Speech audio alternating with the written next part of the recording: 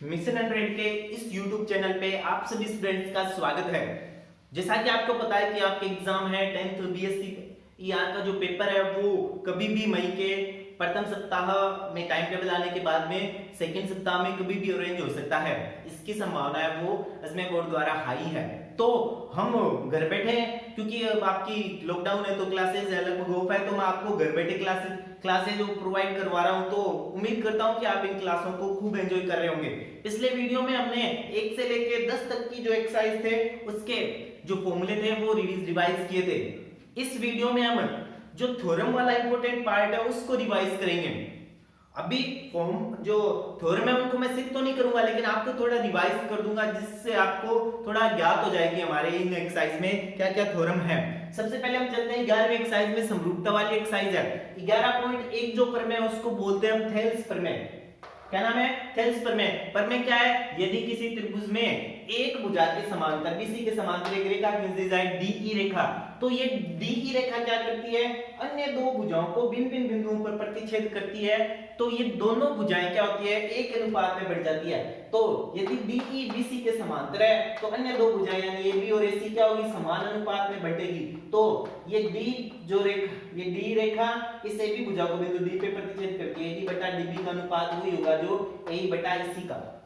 11.1 theorem. इस पर आधारित सीधा सा क्वेश्चन भी आ सकता है कि डीबी ए इसी में से कोई से भी 3 मान दे दे और आपको चौथा मान पूछ सकता है। ये तो दी 11.1 प्रमेय। 11.2 प्रमेय थेल्स प्रमेय की ही विलोम प्रमेय है।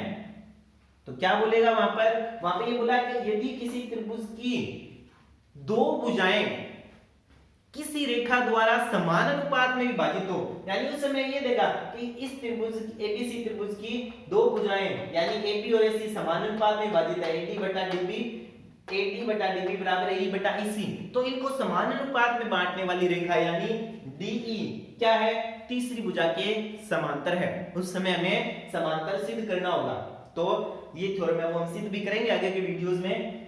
उसके बाद में जो आपके लिए है वो नियम सर्वांग समरूपता के जो नियम है, समरूपता के प्रमुख नियम ये है। ट्रिपल एस का नियम, यदि किसी त्रिभुज की तीनों भुजाएं दूसरे त्रिभुज की तीनों संगत भुजाओं के समानुपाती है तो ट्रिपल एस नियम से दोनों समरूप होते हैं। एस नियम, यदि किसी त्रिभुज की दो भुजाएं दूसरे त्रिभुज की किन्हीं दो भुजाएं और दोनों भुजाओं के बीच के कोण आपस में बराबर हैं तो दोनों त्रिभुज जो होते हैं वो क्या होते हैं? समानुपाती। दोनों भुजाएं, इस त्रिभुज की दो भुजाएं उस त्रिभुज की किन्हीं दो भुजाओं के समानुपाती हो और दोनों जो भुजाएं समानुपाती उन्हीं के बीच के कोण बराबर है, तब एस नियम लगता है। ट्रिपल ए का नियम, यदि एक त्रिभुज के 3 कोण दूसरे त्रिभुज के 3 संगत कोणों के बराबर हैं तो ट्रिपल ए नियम से दोनों त्रिभुज समरूप होते हैं। सबसे ज्यादा काम आने वाला डबल ए का नियम है, यदि किसी त्रिभुज के कोई दो कोण दूसरे त्रिभुज के किन्हीं दो संगत कोणों के बराबर है तो डबल ए नियम से दोनों त्रिभुज आपस में क्या है? समरूप होते हैं। इस पर आधारित ज्यादा क्वेश्चन आते हैं, जैसा कि आपने हल किया है तब सीखा भी है। इसके बाद में दो त्रिभुजों के समरूपता वाली प्रमेय है, मोस्ट इंपोर्टेंट प्रमेय इस साल के लिए। यदि आपको कहते कि दो त्रिभुज समरूप है तो क्या होता है? थ्योरम कहती है हमें किन्हीं दो समरूप त्रिभुजों के क्षेत्रफलों का अनुपात इनकी संगत भुजाओं के अनुपात के वर्ग के बराबर होता है।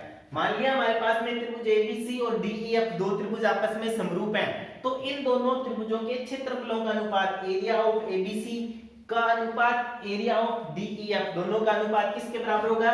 इनकी संगत भुजाओं के।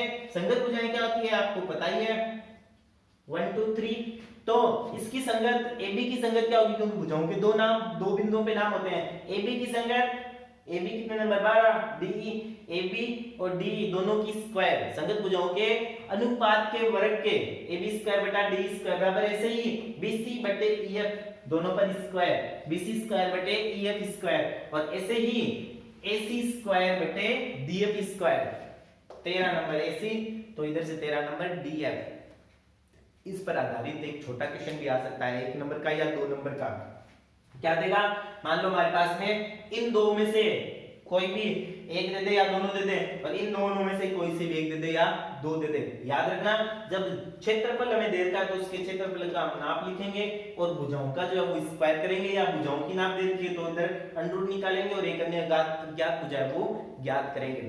तो ये थी हमारी क्षेत्रफल वाली प्रमेय। इसके अलावा जो दो और इंपॉर्टेंट प्रमेय वो है बोधायन प्रमेय। बोधायन प्रमेय आप सभी जानते हो, यदि किसी बोधायन पर में क्या होती है, किसी समकोण त्रिभुज में कर्ण पर बना वर्ग अन्य दो भुजाओं पर बने वर्गों के योग के बराबर होता है। या इसकी दूसरी भाषा में हम कहें कि किसी समकोण त्रिभुज में कर्ण का वर्ग अन्य दो भुजाओं के वर्गों के योग के बराबर होता है। समरूपता वाला नियम, जो ये वाला नियम है 12-21 वाला, हम लगा के इनको समरूप सिद्ध करके आंसर प्राप्त कर सकते हैं। इसकी विलोम प्रमेय बेहद इंपॉर्टेंट है इस साल के लिए। विलोम प्रमेय क्या कहती है हमें कि यदि किसी त्रिभुज में बड़ी भुजा का वर्ग अन्य दो भुजाओं के वर्गों के योग के बराबर है तो बड़ी भुजा का सम्मुख कोण 90 डिग्री होता है। यानी उस समय हमें पहले से दिया होगा कि कर्ण स्क्वायर आधार स्क्वायर प्लस लंब स्क्वायर, और फिर हमें रचना करके एक समकोण त्रिभुज की रचना करेंगे, फिर दोनों त्रिभुजों को सर्वांग सम सिद्ध करेंगे तो 90 डिग्री के कोण प्राप्त होंगे। तो बोधायन प्रमेय है। अब हम चलते हैं 12वीं एक्सरसाइज में कि 12वीं एक्सरसाइज में जो जो हमारे इंपॉर्टेंट थ्योरम है वो कौन सी है। जैसा कि स्टूडेंट्स आपने सीखा है कि 12वीं एक्सरसाइज वृत्त की एक्सरसाइज है, इसमें जीवा त्रिज्या ये नाम बार बार रिपीट होते रहते हैं।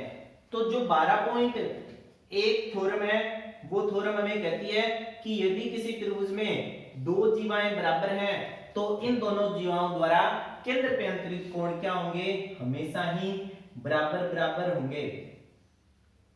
यदि किसी, पहला क्या नियम है, किसी वृत्त की बराबर जीवाएं केंद्र पे क्या करती है, बराबर कोण अंतरित करती है। किसी वृत्त की दो बराबर जीवाएं या किसी वृत्त की बराबर जीवाएं क्या करती है, केंद्र पे बराबर कोण अंतरित करती है। यदि दोनों 5-5 सेमी के हैं तो दोनों पे बनने वाले कोण 30-30 डिग्री के होंगे। छोटा सा क्वेश्चन भी पूछ सकता है आपको, ऐसे कहते ये 6 सेमी है, ये भी 6 सेमी है, ये भुजा है वो 60 डिग्री का कोण बना रही है, ये वाला कोण ज्ञात करो। तो आपको थ्योरम याद है तो आप सीधा सकोगे कि यदि दो जीवाएं बराबर है तो दोनों जीवाओं द्वारा केंद्र पे अंतरित कोण भी बराबर होंगे, 60-60 डिग्री के होंगे। x का मान कितना आ जाएगा, 60 डिग्री। क्यों? क्योंकि थ्योरम नंबर 1 याद है आपको। 12.2 इसकी विलोम प्रमेय। तो विलोम प्रमेय क्या कहेगी, यदि किसी वृत्त के केंद्र पर अंतरित कोण बराबर है तो इन कोणों को अंतरित करने वाली दोनों जीवाएं भी बराबर होंगी, या फिर बराबर कोण अंतरित करने वाली जीवाएं आपस में बराबर होती है। हमें ये दोनों कोण दे दें कि ये दोनों कोण 60-60 डिग्री के हैं और ये एक दे दें 6 सेमी की, तो हम कहेंगे कि दूसरी भी क्या होगी, 6 सेमी होगी। क्योंकि 12.2 पर मैं कहती है कि बराबर कोण अंतरित करने वाली दोनों जीवाएं आपस में बराबर होती है। 12.3 जो कि बेहद और मोस्ट इंपोर्टेंट है, ज्यादातर क्वेश्चन में यही काम आती है। क्या पर मैं 12.3 पर मैं वृत्त की जीवा पर केंद्र से डाला गया लंब जीवा को क्या करता है, समद्विभाजित करता है।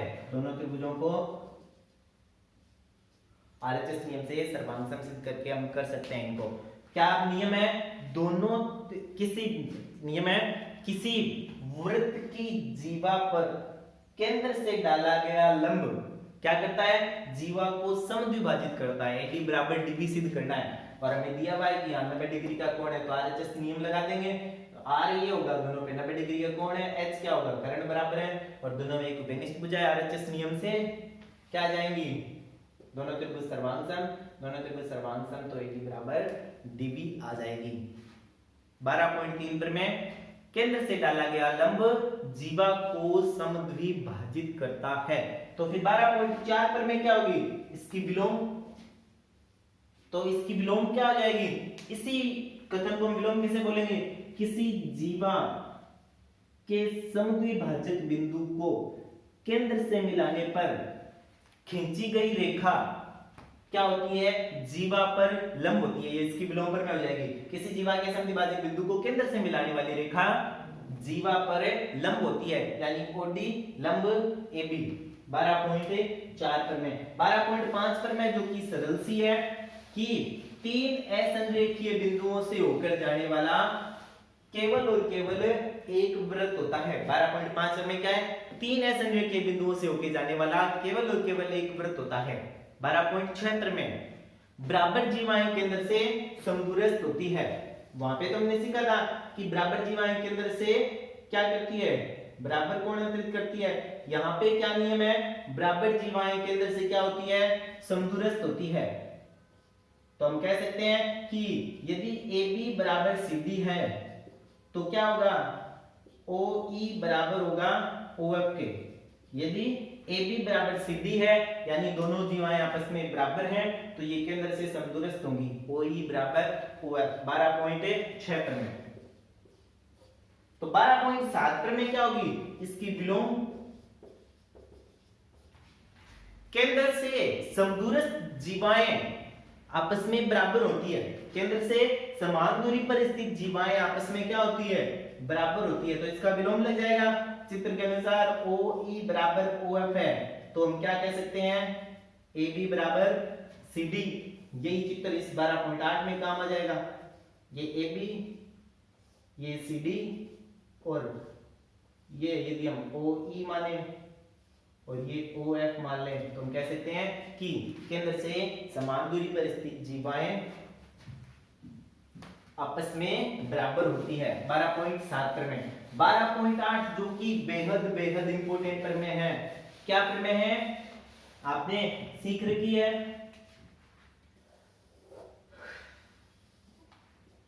वृत्त के किसी चाप द्वारा, ये चाप है AB चाप, वृत्त के किसी चाप द्वारा केंद्र पे अंतरित कोण यानी कोण AOB, इसी चाप द्वारा यानी सेम चाप द्वारा यानी AB चाप द्वारा वृत्त के शेष भाग में अंतरित कोण का दुगुना होता है। यानी यदि AB चाप केंद्र पे AOB कोण बना रहा है और AB चाप केंद्र पे AOB कोण बना रहा है और शेष भाग पर ACB बना रहा है तो केंद्र पे बना कोण शेष भाग पर बने कोण के दुगुना होता है। 12.8 पर में किसी चाप द्वारा वृत्त के केंद्र पे अंतरित कोण है वृत्त के शेष भाग पर अंतरित कोण का दुगुना होता है। ये तो है 12.8 प्रमेय। अब इस 12.8 प्रमेय की दो बेहद इंपॉर्टेंट उप प्रमेय हो रहे हैं, ये भी आपको याद होनी चाहिए। उप प्रमेय क्या कहती है कि एकांतर वृत्तखंड के कोण आपस में क्या होते हैं, बराबर होते हैं। या हम कह सकते हैं कि एक ही वृत्तखंड के कोण है वो आपस में क्या होते हैं, बराबर। ये इसका चित्र।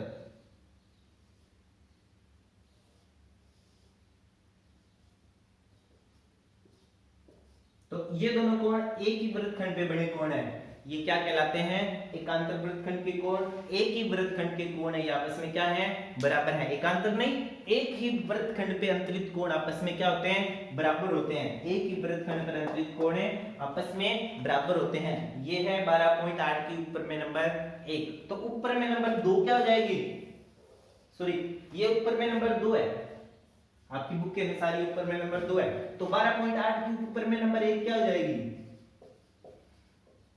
कि अर्धवर्त पर बना कोण क्या होता है, समकोण होता है। यदि हम इस AB को यहां तक ले आए यानी केंद्र से गुजारते हैं, AB यदि अर्धवर्त है तो अर्धवर्त पर बना कोण सदैव क्या होता है, समकोण होता है।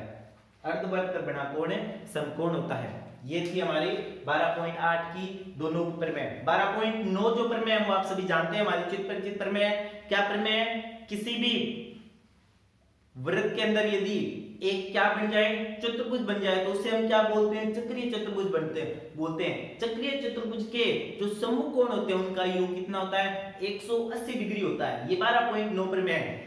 किसी भी चक्रीय चतुर्भुज के सम्मुख कोणों का योग 180 डिग्री का होता है। इसकी विलोम प्रमेय है वो 12.10 बन जाएगी। सॉरी, इसकी कोई विलोम प्रमेय है वो क्या बनेगी, यदि किसी चतुर्भुज के सम्मुख कोणों का योग 180 डिग्री है तो वह कैसा होता है, चक्रीय चतुर्भुज होता है। 12.9 प्रमेय में से की चक्रीय चतुर्भुज की। अब हम सीखेंगे 12.10 प्रमेय। 12.10 प्रमेय आप जानते ही हो। 12.9 जो थी चक्रीय चतुर्भुज की, उसकी उप प्रमेय जिस विलोम प्रमेय ना, वो विलोम प्रमेय वैसे कोई है नहीं, इसकी सिद्ध करने वाली नहीं है, बन तो जाती है लेकिन सिद्ध करने वाली है नहीं, हमारी बुक में नहीं दी है। 12.10 प्रमेय, यदि किसी चक्रीय चतुर्भुज की एक भुजा को हम आगे बढ़ा दें, मान लो ये चक्रीय चतुर्भुज ABCD, इसकी AB भुजा को हम आगे बढ़ा दें तो इस प्रकार बनने वाला जो बहिष्कोण है वो किसके बराबर होता है, अंतराभिमुखी कोण के बराबर होता है। तो यदि ये 2 नंबर बहिष्कोण है तो ये किसके बराबर होगा, इस डी के यानी 1 नंबर के बराबर होता है। यदि किसी चक्रीय चतुर्भुज की एक भुजा को आगे बढ़ाते हैं तो बढ़ाई गई भुजा पे बनने वाला बहिष्कोण अंतराभिमुखी कोण के बराबर होता है। आप देख रहे हो कि ये भी भुजा को आगे बढ़ाया तो ये बहिष्कोण 2 नंबर बन गया, इसके बराबर होगा अंतराभिमुखी कोण के यानी कोण 1 के। अंतराभिमुखी कोण कौन सा होता है, इस 2 का जो पड़ोसी है इसके सामने वाला। और इस पे आधारित क्वेश्चन भी है, आपने सीखने भी है, हम आगे के वीडियोस में उनको सीखेंगे। तो इसकी जो विलोम पर में वो आप समझ गए होंगे। तो इस तरीके से स्टूडेंट्स ये था हमारा जो थ्योरम है 11 और 12 की उन एक्सरसाइज का रिवीजन। 13 पॉइंट जो स्पर्श रेखा वाली है और जो 14वीं है उनकी जो हम रिवीजन है वो आगे के वीडियोस में करेंगे। यदि आपको ये वीडियो पसंद आए तो आप उन साथी को जो कि घर बैठे अभी कुछ नहीं पढ़ रहे हैं, 10वीं का एग्जाम होना है, अभी मैथ्स का पेपर होना है, तो उनको ये वीडियो शेयर कर सकते हैं। धन्यवाद स्टूडेंट्स।